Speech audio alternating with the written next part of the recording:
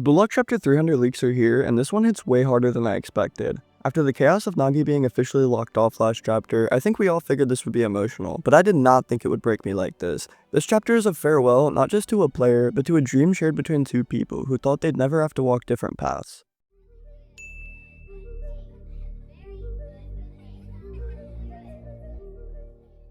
What's good everyone, it's Animasu, and today we'll be diving into the full leaks for Bluelock Chapter 300, titled Innocent. If you enjoy videos like this and want to help support the grind, don't forget to subscribe to the channel and leave a comment with your thoughts and predictions. And if you're trying to chat with other Bluelock fans or just vibe with the community, the Discord link is down below. Without further ado, I'll give you a couple seconds to get your tissues ready, as I genuinely cried this morning. After all the heartbreak from last week, Chapter 300 picks up right where we left off, with Nagi finally starting to speak. The chapter is titled Innocent, and it honestly is just one long emotional gut punch as Nagi opens up about everything he's been unable to say so far. We start with a flashback of Nagi riding on the back of Ryo's bike, which instantly hits like a brick in the chest considering the context of this chapter. Nagi stands up, still and calm, and begins reflecting on what Ego said.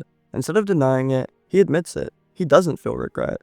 Nagi straight up tells Ryo that he was satisfied and feels that way. He beat Isagi and achieved that one personal goal he'd set, and for a moment, he genuinely believed that would be enough. To just go along playing football with Ryo forever. He says that being by Ryo's side forever would have been more than enough to make him happy, but that kind of dream could never be inside of Bluelock. If you don't have an independent ego or reason for existing, then either soul search or get locked off. No other options.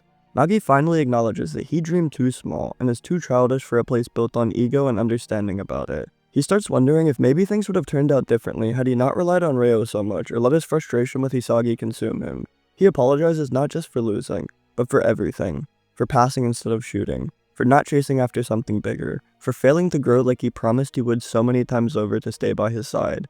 Ryo by this point is fully breaking down just like me. He covers his mouth trying to contain it, but the tears are streaming down. He walks up to Nagi and just tells him stop apologizing. Nagi did not do anything wrong. Ryo acknowledges that Nagi never even loved football, but he still followed his dream, worked hard, and gave it everything he had to an extent. He says that he's sorry for pushing him so hard and forcing his dream onto someone who didn't ask for it. Ryo finally tells Nagi that it's all okay now, as he doesn't have to try anymore. Not one bit. But just then, Nagi gently grabs Ryo's wrist.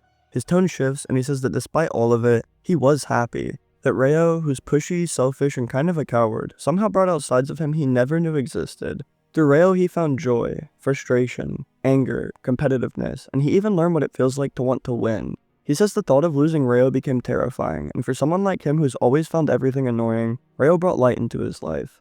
And then Nagi lets go. He starts questioning everything. Maybe it would have been better if they never met, if they never became so attached. Maybe Ryo would have grown stronger without him. Maybe their dream of becoming the best in the world was never enough, and more than likely, this is where that dream ends. As Ryo completely breaks down in frustration and guilt, Nagi pats his head softly. He tells him goodbye, and says that he's on his own now. Go off and become the best in the world on your own, Ryo. Just as Nagi turns to walk away, Isagi's voice suddenly blasts through the screen, as I guess Ego never took him off the monitor. Bro was just posted up watching Total Drama Bluelock Island in 4K, and it's honestly kind of crazy that all of this is televised. He screams out for Nagi, telling him not to quit football, and for a second, Nagi freezes. He looks back up at Isagi on the monitor, his face still blank, but his eyes slowly starting to glow again. Aura flickers around him just slightly, giving us a glint of hope for the future of Nagi Seishiro. I pray every night for a friend like Isagi, because not only is this man just the most supportive person on earth, he knows when to speak up and what to say. This is an awesome parallel too that I haven't seen anyone point out yet, because just like when they first met, he says something related to the sport specifically. When they first met, Isagi told Nagi to not look down on football, and now with Nagi being locked off, he's begging him to not quit the sport. Then, we see the Bluelock eliminated players all leaving together. Tokimitsu, Igarashi, and even Neru, all of them are crying, knowing that this is the end of their journey. One by one, they walk through the loser's gate, and right behind them, the very last one to exit, is Nagi Seishiro. With Ryo crying from behind and Isagi watching silently, Nagi walks through the loser's gate in a horribly familiar scene to when I lost my boy Kunogami. I can't take any more heartbreak, y'all, just put me out of my misery.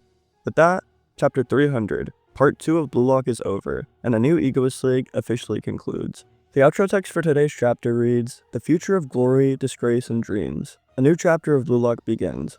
Honestly, what really stood out to me this chapter, outside of the raw emotion, was how perfectly it was paced and the dialogue was handled. Every single page had me on the edge, like I was bracing myself for the next line to completely wreck me.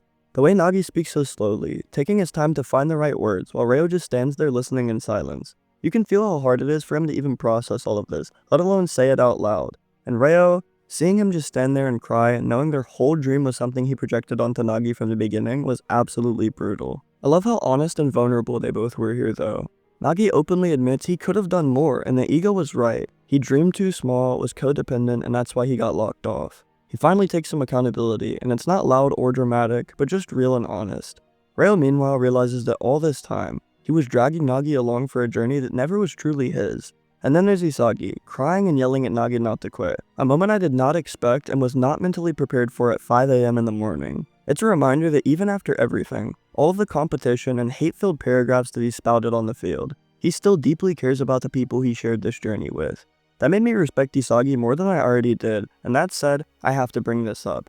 Everything in Blue Lock is televised. I mean, that is just crazy to me. Like bro, these are literal teenagers crying over losing their best friend on national television, and Ego is just out here airing out their trauma for views. Not just views, mind you, money. I'm half expecting a sponsorship from Netflix at this point, but who knows, maybe they got the route of Hulu. Anyways, now that Nagi's officially been locked off, and a new Egoist League has come to an emotional close, we move into the next phase of Blue Lock. Sadly, we will once again be on a break next week, so the leaks for the next chapter will likely arrive around May 5th. The upcoming Blue Lock, chapter 301, is titled Parade, and that alone gives me a pretty solid idea of where we're headed.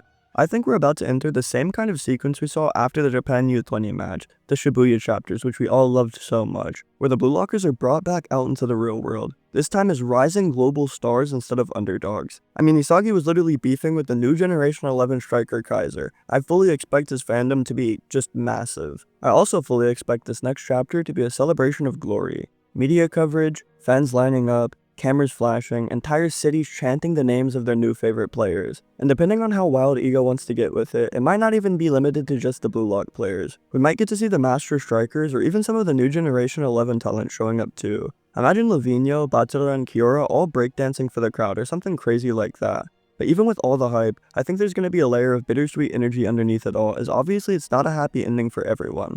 I'm low-key wondering if someone from the media or maybe just a fan will press Reo or Isagi about Nagi's elimination. Imagine that, Isagi's giving a speech to a cheering crowd and someone yells out, "Where's Nagi?" Or Reo being stopped by a reporter asking if Nagi's fall was truly his fault. Reo might actually snap, and Isagi would be in a tough spot trying to respond without letting his emotions get the better of him. Let me know what you guys think this title is teasing. Will we get a Shibuya arc part 2, and just like in those chapters, will the celebration end off with some eerie hints to the future of our Egoist? And that's gonna do it for today's breakdown of the chapter 300 leaks. If you enjoyed the video and want to keep up with all things Blue Lock, make sure to subscribe to the channel, drop a like, and comment down below your thoughts on chapter 300 and your theories for what Parade might bring. I truly love hearing what you guys have to say, as your ideas and comments always help keep my brain moving. And if you want to dive even deeper or just chill with me and other Blue Lock fans, don't forget to join my community Discord, which is linked down below in the description.